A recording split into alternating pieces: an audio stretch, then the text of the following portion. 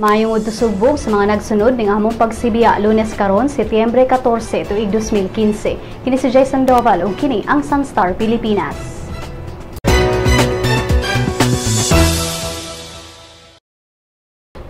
Gibuhian sa dakbayan sa Subo ang kapin 40 ka mga minor de edad nga gi-rescue ni adtong Biyernes sa gabii. Kahinumdumang kapin sa 40 ka mga bata nga nagpuyo ilawom sa taytayan sa Barangay Banilad ug Barangay Mabolo ang giluwas sa mga opisyales sa dakbayan sa Subo. Si Cebu City Vice Mayor Edgar Labella nibutyag nga gibuhian nila ang mga bata tungod kay mga minor de edad kini ug walay pasilidad ang dakbayan nga maoy gimando ubos sa Republic Act 9344 kon Juvenile Justice Act. Ato sa operasyon ni adtong Biyernes sa gabii, nasakmit gikan sa mga bata ang mga pugakhang, mga kutsilyo, ice pick, mga sachet sa shabu ug mga binutilyang rugby. Lakip usab nga nakitaan sa mga puy-anan sa mga bata ang mga nagkalain-laing mga pitaka, mga ATM ug credit cards. Human sa operasyon, gidala sa mga social workers ang mga bata ngadto sa Cebu City Community School Scouts Youth Rehabilitation and Guidance Center apan gibuhian kagahapon. Sumala sa record sa Department of Social Welfare and Services nga 45 ka mga minor de edad ang na-rescue. 35 niini ang gikan sa dakbayan sa Subo, samtang ang uban gikan sa Mandaue City, lungsod sa Konsolasyon ug Liloan. Aron di na makabalik sa ilang mga puy-anan ilawom sa taytayan, ni Mando sila Belia nga pabutangan na ug mga suga ang maong dapit ug pabantayan na kini sa mga tanod. Adunay posibilidad nga mobarato na usab ang plite sa mga taxi sa tibuok nasod. Kini tungod kay dunggon sa Land Transportation Franchising and Regulatory Board kon LTFRB ang petisyon sa pagkunhod sa plitehan sa taxi sa tibuok nasod. Ang petisyon nga gi-file ni Negros Oriental Representative Manuel Iway nagtinguha nga malaslasan og piso ang bayranan alang sa mosunod nga 300 metros. Kung maaprubahan ang petisyon gikan sa kasamtangang 3.50 pesos, mahimo ng 2.50 pesos ang bayran sa taxi. Usa ka hearing ang gikatakdang ipahigayon karong Lunes, Setyembre 21 sa alas 9 sa buntag didto sa buhatan sa LTFRB sa Quezon City. Dunggon usab sunod Lunes ang petisyon sa Philippine Integrated Taxi Operators Association nga nangayo og aumento sa waiting time sa taxi gumikan sa kahuot sa dagan sa trapiko sa Metro Manila ug dinhi sa Sugbo. Matod ni LTFRB Chairman Winston Guinness nga kung maaprubahan ang mga petisyon, ang LTFRB momando alang sa recalibration sa mga metro sa taxi sa tibuok nasod. Usa ka Manila-based journalist ang mibutyag nga cancer daw ang hinungdan kung nganong dili magpapili si Davao City Mayor Rodrigo Duterte isip presidente sa nasod alang sa eleksyon sa sunod tuig. Ang maong journalist giila nga si Philip Jr. Lustre. Si Lustre kinsa nagpaila sa iyang kaugalingon sa iyang Facebook profile isip usa ka self-employed nga freelance writer nagpost ni adtong Setyembre 12 kabahin ni Duterte. Ang maong post gisugdan og Duterte has cancer ug midetalye nga daw adunay nakuhang impormasyon si Lustre nga matud pa adunay throat cancer ang mayor. Dugang ni Lustre nga usa daw ka reliable source ang nihatag kaniya sa impormasyon ug ang throat cancer sa mayor maoy daw hinungdan kung nganong dili mosugot ang pamilya ni Duterte nga modagan kini pagka-presidente sa sunod tuig. Si Mayor Duterte milimod sa mga gibutyag ni Lustre sa maong post. Sa programa nga gikan sa Masa para sa Masa, gibutyag ni Duterte nga kinahanglang magpa-brain check-up si Lustre tungod sa iyang mental impotence. Matod sa mayor nga walay kalabutan ang cancer sa iyang desisyon nga dili modagan pagka-presidente tungod kay kung magpresidente man siya, dili siya angayang mabalaka sanglit aduna man sab siya'y vice-presidente.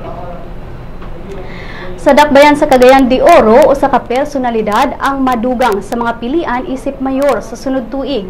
Si Rufus Rodriguez, kinsa kasamtangang 2nd District Representative sa Dakbayan, may deklarar sa iyang plano ni atong Domingo nga modagan isip mayor sa Cagayan de Oro City. Si Rodriguez, pinaagi sa radio interview kagahapon, nibutyag nga makaatbang niya ang nauna nang nideklara nga sila si Oscar Moreno, ang kasamtangang mayor sa Cagayan de Oro, ug si Vicente Imano, kapin sa nakasilbi na usab isip mayor sa Dakbayan. Si Rodriguez magpapili isip mayor sa Dakbayan mahitungod kay dili siya ganahan nga mabintahaan ang unang distrito nga dili susama sa mga naangkon nga proyekto sa ikaduhang distrito. Dugang usab ni Rodriguez nga lakip sa iyang mga plano mao ang pagpalambo sa JR Borja Hospital, pagtukod og tunghaan sa kolehiyo sa Dakbayan nga mao ang Cagayan de Oro City College, paghatag og scholarship sa mga estudyante nga dili kagasto sa ilang pagtungha sa mga universidad. Ning pagbalita, wala pa mibutyag ang kampo ni Rodriguez kung kinsa ang iyang mabisi mayor ug ang uban pa niyang mga kaalyado. Ug ganiya mga balita gikan sa ubang bahin sa nasod.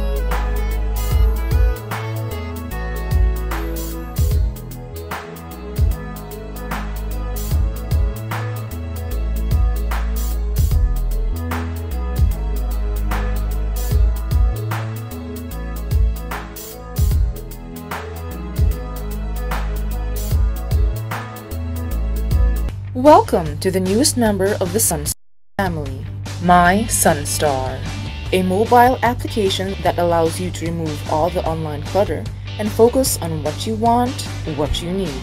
To enjoy our latest edition, you must have an Android device, a mobile phone or tablet. Go to the Google Play Store, type My Sun.Star in the search box. Click on Search.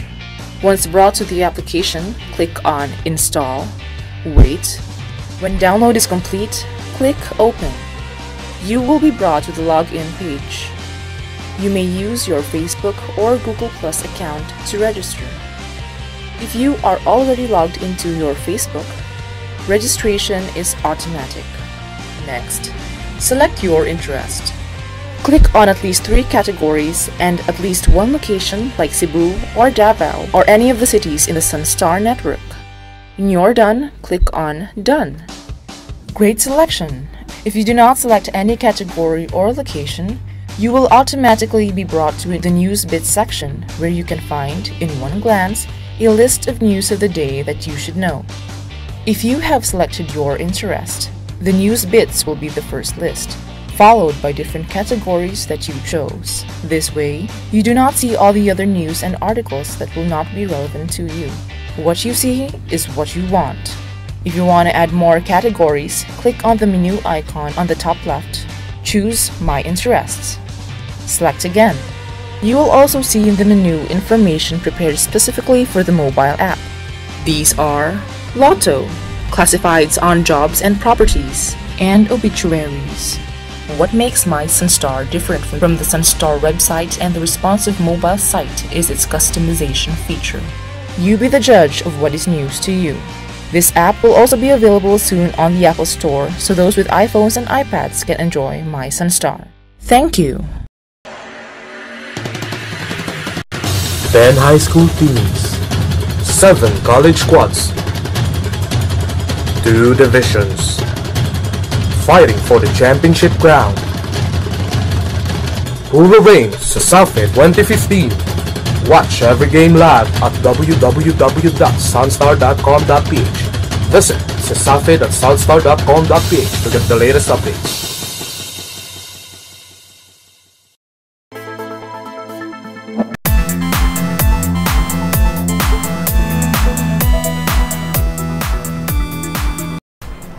Kompleto na ang mga kuponan nga magkumbate sa semifinals sa Cesafi High School Basketball. Ug Floyd Mayweather Jr. mo retiro na, sila kapuyan sa report. Milampos ang University of the Visayas Baby Lancers sa pagkuha sa katapusang luna sa semifinals Sa Cesafi 2015 High School Basketball kagahapon sa Cebu Coliseum, 77-68. Ang Baby Lancers makig-uban sa Sacred Heart School at Ateneo de Cebu Majos Eagles, University of San Carlos Baby Warriors o University of Cebu Baby Webmasters sa semi-finals. Gipanguluhan na usab ni Raul Jancor Cabahog ang Baby Lancers sa iyang 22 points, 17 rebounds, 3 assists, 2 blocks ug usa ka steal. Ang pildirong Baby Jaguars gipanguluhan ni Joshua Renz Ortez sa iyang 13 puntos. Sa college, walay daog ang University of Southern Philippines Foundation Panthers sa napo nila ka mga duwa kay gipildi naman usab sila sa UV Green Lancers sa score nga 84-49.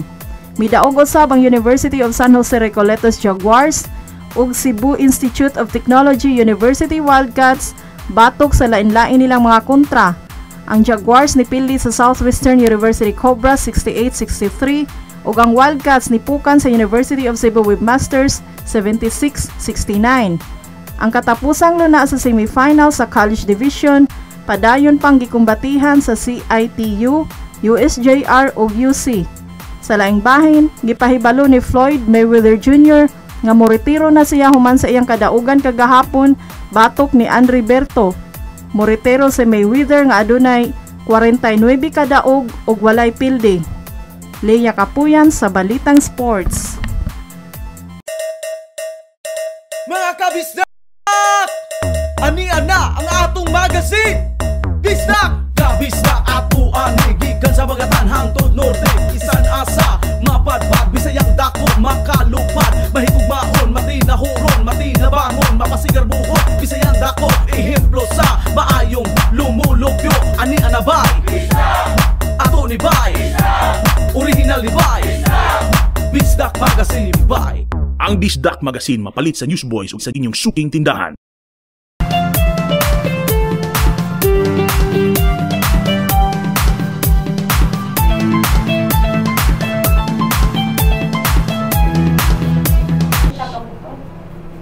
Ex-with benefits actress Coleen Garcia nibutyag na daghan siyang give, forgive, and forget. Si Jad Conde sa Showbiz Chika. Sa gipahigayon nga Skype interview kagahapon sa Radisson Blu na hinabi sa entertainment group sa Cebu Media, ang ex-with benefits star kinsa mo'y leading lady sa most controversial movie karong tuiga. Usa sa mga tema niini maong pag-forget and forgive sa mga tawo nga nalambigit romantically sa atong kinabuhi. Si Coleen miingon nga ang pag-forgive kinahanglang buhaton para sa aymong kaugalingon. In life, a lot of people are going to hurt you, whether it's intentional or it's accidental or hindi sinasadya. I feel like in life, you really will get hurt no matter what. So it's really about how you're going to deal with your problems, how you're going to face it. Kasi if you dwell on it, if you keep it, pag kinimkim mo sa loob, parang parang ikaw lang yung mabibigatan, ikaw lang yung mahihirapan, hindi yung taong ikinagagalit mo, hindi yung taong may ginawa sa'yo, ikaw pa rin. So I feel like forgiveness isn't really something that you do for the other person, but it's something you do for yourself. Ang aktres nga bida usab sa teleseryeng Passion de Amor, may butyag nga respeto ang the best way to confront a problem. I guess it also depends on the problem. But you try to deal with it in such a way that you don't hurt other people, you don't step on other people. You just have to do it with utmost respect. I feel like yun talaga. Kailangan mo ng respect, whether it's for the people around you, for the people involved, or even for yourself. You really have to respect yourself also first. Gibutyag usab sa aktres nga nakita na siyang showbiz boyfriend nga si Billy Crawford ang iyang mga sexy scenes ug wala kini mitabon sa iyang mga mata. I wanted him to close his eyes because I was shy. Pero he did close his eyes. He watched the whole film. And he said, he was expecting it because it was marketed really as something sexy. Pero when you watch the movie, the most that I showed is my back. So, diba? Parang my back tsaka bra. Apart from that, wala namang panty, wala namang anything, walang thrusting, diba? So, he told me that he actually imagined it would be a lot more daring than that.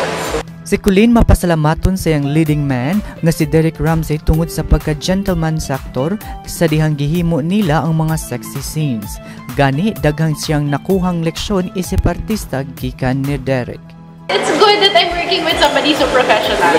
I'm so thankful talaga. Kaya sinasabi ko talaga, I don't know how I would have been able to do it if it won't be Derek talaga. If di si Derek yung partner ko. Kasi naging partner talaga siya. Lahat ng kailangan gawin ng partner, yung mag-aalalay, nagawa niya. And I feel like the whole time he was protecting me pa. Kunwari kung may mga hindi kailangan sa eksena, sasabihin niya, Derek, okay lang kahit wag na ito kasi hindi naman kailangan. Tinutulungan niya talaga all the time. And he really made sure that I was always safe, I was always protected, na hindi ako nasisilipan or anything. Siya talaga yung nag-make sure na okay. Ang ex with benefits nga naa na sa ika-second week of showing padayong gipasalida sa mga sinihan. Alang sa Showbiz Chika, kini si Jad Conde. Alang sa uban pang Showbiz Chika, bisitaha ang celebrity.sunstar.com.ph. I-follow with me sa Twitter at Sun.Star Showbiz. Sa Lotto results, walay nakadaog sa mga premyo sa 649 Super Lotto o sa 658 Ultra Lotto sa mga bulak kagabi. Bulahan niya ang 655 Grand Lotto o 645 Mega Lotto. Ania ang balor sa dolyar gikan sa Bangko Sentral ng Pilipinas. Musunod ang kapalaran gikan sa Sun.Star Super Balita.